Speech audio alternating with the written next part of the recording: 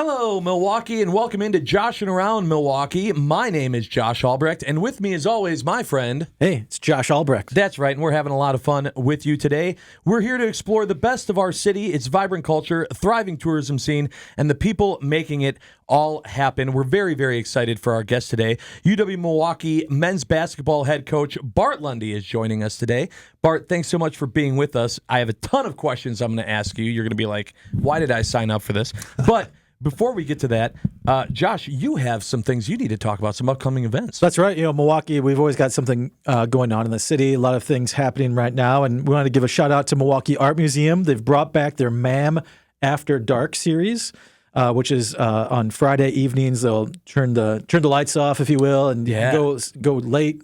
There's always a special event happening. The February 21st Ma'am After Dark is New York Nights. So, Josh, have you ever wanted to be transported to the rad streets of the 1980s New York City? All the time. This is for you. Cannot wait. Tickets are $30. Get to Ma'am After Dark. Get your New York City on. Have a little fun. See some art. Super cool experience. They'll do this again in March 21st. So it's a little bit of a series. They'll do another Ma'am After Dark in March. So you can do that one. That one, do you want to guess what the theme is? The March theme. Think M, March. I couldn't. Bart, any ideas? Well, it's not rad. It's March. Day. You got me too. Day After Dawn. That sounds like a James Bond movie or something. I don't know. That's like go opposite of After Dark, right? We're out of February. Yeah. Right. No, this one is the Masquerade. Ooh. Masquerade. See, a little alliteration there. I like that. Yeah. I like that. Again, tickets are $30. You can check that out at the Milwaukee Art Museum's website or visit milwaukee.org. And then I do want to give a shout out. Super cool event, sort of sports related in that sportsy atmosphere. Harley Davidson Motorcycles Flat Out Friday is coming back, an annual event. This is at the Fiserv Forum. If you ever want to see some crazy indoor motorcycle races, this event is for you. Racing around in circles, it's crazy, it's chaos, it's flat out. Can't wait. Too much stuff. That's Too much right. stuff to do. So, a couple of really Milwaukee. great events. For more information about Flat Out Friday, you can go to FiserForum.com or visit Milwaukee.org. So, as we mentioned, Bart Lundy, the men's basketball head coach at UW-Milwaukee, joining us. And right off the bat, I'm just going to ask, how many people just refer to you as coach? A lot. A lot of them. More than Bart. More than just the players. Yeah. Right?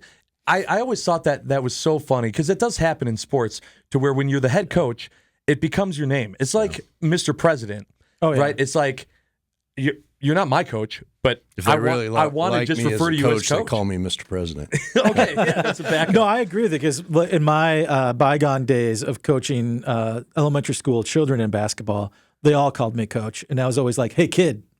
Right. Like it's okay. It's okay.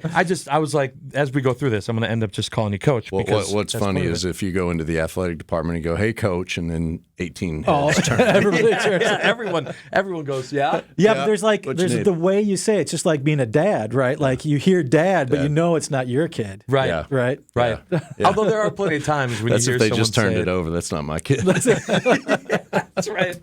That's right. So let's just jump into it a little bit here with the team and how things are going. I mean, I'm excited. We got a lot of stuff we're going to talk to you about. But 16-9 from my research here, 9-5 in conference play, and you guys, it's been exciting. It's been an exciting season so far. Give me your thoughts at this point in the season where you guys are at. Well, I would say 16-9 is okay. We haven't lived up to expectations yet, but it's a developing team. It's a good team. It's a team that I believe is the best team in the league, and we've just got to kind of show that on a more consistent basis. But I like what we have. We've had some really, really highs, really good games, beaten some really good opponents. But then we've had some lows too. It's more up and down than most teams that I've coached. But I like where we are. I like where we're going. how does the structure of collegiate basketball impact how you coach a team? Because obviously, for sports fans that are listening to this right now, collegiate sports is a monster. It's a beast, and there's so many different teams and universities, and that's why it's March Madness, right? It's because to represent all of these teams, it's a process of getting it. And in the Horizon League, in your league, not a bunch of teams get the opportunity to be highlighted across the country during March Madness. So when you play these games and you're going through this, how does your mindset change knowing that, you're not Michigan State, you're not, one of these teams, UConn, or one of these teams that is already looking forward to just the tournament? Yeah. Yeah, it's completely different because really the ultimate goal is to represent your university in the NCAA tournament, right? And that's really the reason the university pours all these resources into men's basketball, because it's the best way to get the name out. Mm-hmm. We're the front porch, and for our league, you hit it. Like, we lost to Oakland in the championship game last year. Yeah. Oh my gosh, that was such a crazy game. Yeah, who's a really good team. They go on to beat Kentucky. Yeah. And should have beaten NC State, who went on to the Final Four. So for Oakland, that's I don't know what that's worth monetarily, but a lot, millions and millions in free advertising. And so we can have these bumps in the road and ups and downs during the season. For us, it really boils down to those 3 games in March to try to get to that tournament. And our league, like a lot of these one-bid leagues, will set the tournament up to where the better teams have a better chance because they want a better seed. So I don't know where we are in the net at this moment, but we were close about a week and a half ago to cracking the top 100. And that would have gotten us a 12 or a 13 seed if we win the tournament. Sure. If you're a 16 seed, you have almost zero chance to win. If you're a 12 seed, you had a pretty good chance to win a game. A lot of upsets there. 5-12 is a lot easier than a 16-1. Yeah. Yeah. So if you're in the top 5 in the regular season in our league, you get a bye in the first round. If you're in the top 4, you get the bye, and then you host a quarterfinal home game. The Final Four and the finals are in Indianapolis.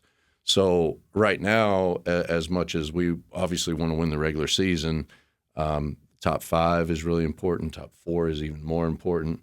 And those 3 games in March are the most important. Yeah. Yeah. Amazing stuff. I got a ton of more questions for you, and I will let the other Josh. Yeah, because I got some X's and O's. I need to talk X's and O's. Yeah, I know. He wants to talk to you about the pick and roll, and Yes. we will get to that right when we come back on Joshing Around Milwaukee. Stay tuned. Welcome back to Joshing Around Milwaukee. We're having a lot of fun with men's basketball head coach Bart Lundy from the UW-Milwaukee Panthers. And Josh, I don't know if you're aware of this, but yesterday was Valentine's Day. Did you remember? I, of course, remember. Okay, I'm just making sure. Well, hopefully you also remembered that you can get ready to get lucky in the Love It or Leave It $300,000 game show at Potawatomi Casino Hotel, Milwaukee. Thursdays this February. Running out of time. Get there. For more info, go to paysbig.com. You must be 21 years or older to play. Yeah, fantastic stuff. So we're here talking about UWM Panther. You play in the namesake arena, which is kind of interesting, right? Like, that doesn't happen very often where the arena is named for the team.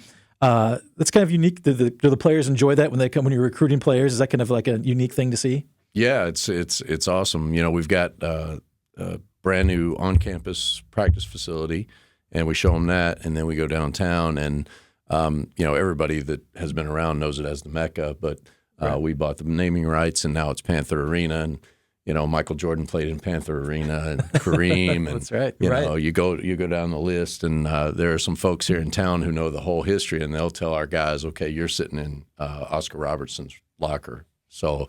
Really cool. And it's part of the reason I love the job. I love Madison Square Garden. And to me, the Panther Arena, the Mecca, maybe second most iconic arena in the country. Yeah. I love that. Yeah, I mean, it is. It's historic, and it's kind of intimate too. You get a little bit more. You feel closer to the court, and you just feel like you're a part of the atmosphere in a little different way. And It's a nice bridge between a larger arena and a field house. Like you get like a middle road maybe that really gives it intimacy and makes it really fun. How are the players like in the court? Everything's good for them? No dead spots? Everything's fine? Oh yeah, they love it. There's ice underneath, so He's just trying to prove that he knows about testing for dead spots on a court. I see you over there. We roll in, like this. We roll in right. and for shoot around on game day, and it's usually morning time, and they're coming in, and the Admirals might have played the night before, and. It is chilly in there. So you got players in there and shooting around with toboggans on, winter coats. Yeah. See, this is like it's like in every like sports, especially outdoor sports. There's always some sort of weird home field advantage, right? Like if you're up in Lambeau, it's snowing, it's cold. Like I love it. Bring in other teams. Bring in those Florida teams who aren't used to the cold. Yeah. Right. Yeah. Make them play on ice. Yes, basketball on ice. Disney will adopt it soon. That's right. Oh my God! I want to go back a little bit. You spent time at Marquette and at Queen's University, sort of career trajectory. What's about Milwaukee's basketball culture that's exciting for you, and why have you called this home right now? Yeah, so I was at Marquette for 3 years. I'm from the South, born in Virginia, but raised in North Carolina. And a lot of my career in North Carolina, but I came to Milwaukee to work for Buzz at Marquette. I had a great experience, loved the city, and then when I wasn't really looking for a job, but when Amanda called about the Milwaukee job, I knew that great place to be. They had everything in place. She sold me on the practice facility, the iconic arena, and we hit the ground running and haven't looked back since. And really, it's a culture just like the city. Our basketball culture. We're gritty, we're tough, we're fast. Yeah.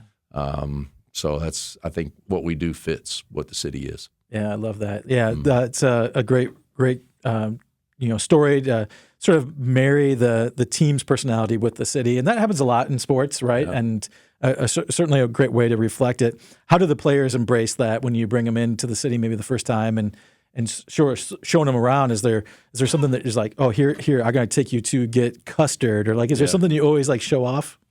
Yeah, I mean, we're right on the lake. So first of all, for all our fans out there, we are trying to get all Milwaukee players.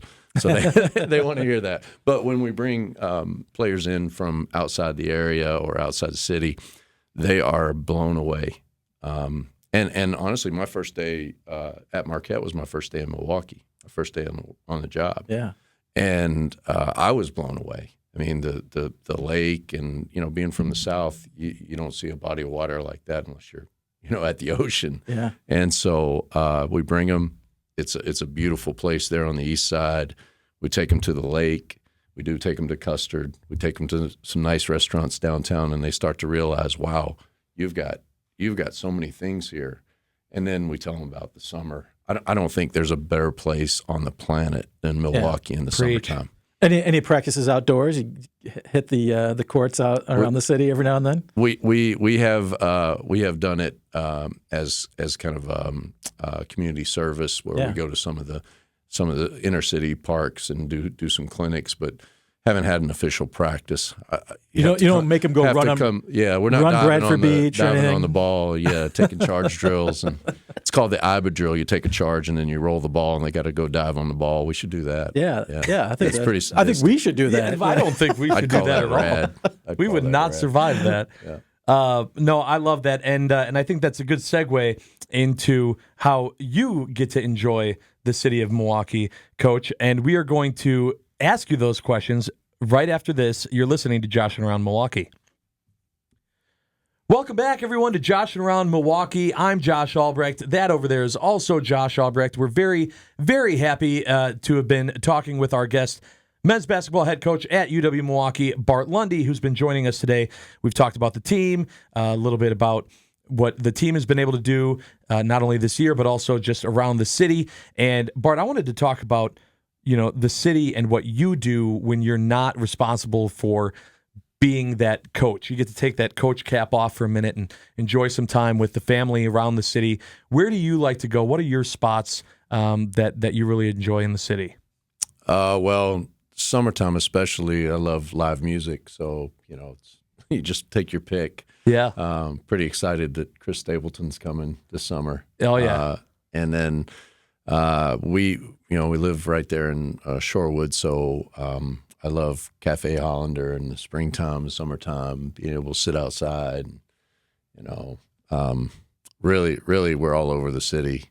I've tried hard to get into the city and have a presence. And Visit Milwaukee's been great, a great way to do that.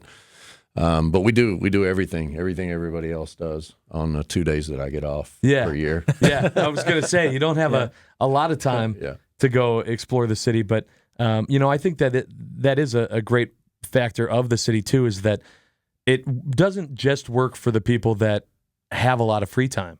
There's just so much that the city can still offer for people when you're constantly working. It's not something like the entire city shuts down at 9 p.m., right, or 5 p.m. when people get off of work. I love hearing that. We had just talked a few weeks back with our friend Jared from Summerfest about the music acts coming out, and the schedule was just released earlier this week. Right? Yeah, we're very excited for. I was actually for thinking about that because I keep joking about the X's and O's, but this is where I think your coaching and your game management can come in handy, because we talk a lot about having to plan for festivals and plan for concerts. Yeah, like when you can't just show up. Right. You gotta know where you want to go, which concession you want to eat, where you want to stand for the show, right? Yeah. Like some of that you gotta maybe do a little film study, right? Yeah, like get in there and film study, know how to do it, and pick and roll. You got to pick and roll in the concession line. You took my line. I was going to say pick that. Oh, you're doing concession. This man. I thought you got to roll. Well, you roll from a brat to a. That too, right? Get in front of. I am pulling back the curtain right now. Yeah, you guys don't understand how badly this Josh Albrecht has wanted to insert pick and roll into the conversation. That was not how I thought you were going to get it done. I haven't even gotten into triangle offense. So yes, yes, you got to swing it. You got to swing it around the perimeter. The perimeter. You got to do press breaks. Come on, Josh. You got the violent Fims, the Bodines, and this is why you do sprint drills. Yes. You got to run from stage to stage at Summerfest. You got to be in shape. That's right. You got to keep them on their toes. You got to get down, bend those knees, get those arms out. There's a lot of crowds too. Get through the crowd. I love it. Fight the screens. I love it. Yes, you got to bob and weave. You got to get through it. I could do this literally all day. You're teed up. Oh, I love it. Teed up.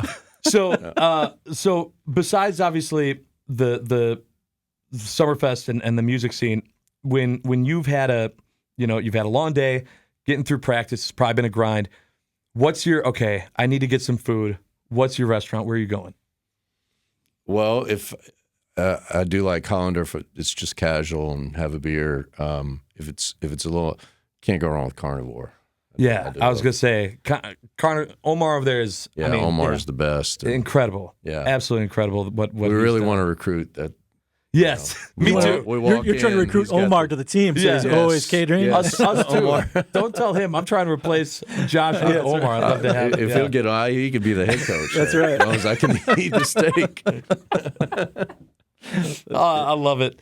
That's so great. Well, Bart, I really appreciate you coming in and hanging out with us today and talking about just not just the team, but all things Milwaukee and we really hope that you guys have success down the road here for the rest of the season, and then when the tournament gets here, it's good luck and good playing, and we can see a nice run for the Panthers. Yeah, we're poised to make that run, and we want to make the city proud and make the university proud. Making that NCAA tournament would make that happen. Absolutely.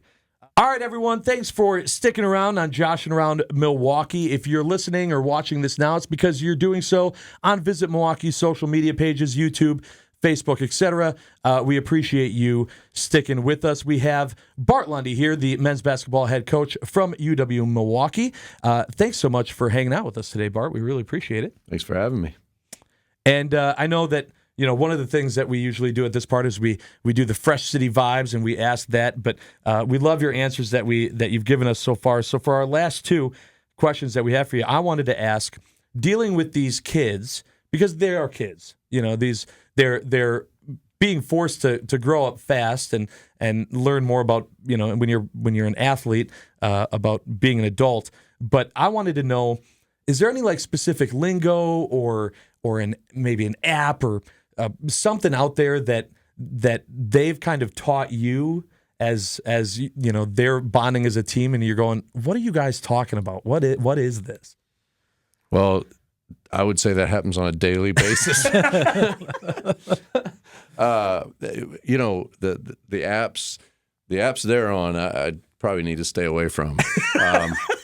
Yeah, probably. That's fair. But especially over text, there are things that pop up. We have group texts. I have texts with the whole team, the guard text, the post text, this text, and there are times I'm just shaking my head. Like, what are they saying?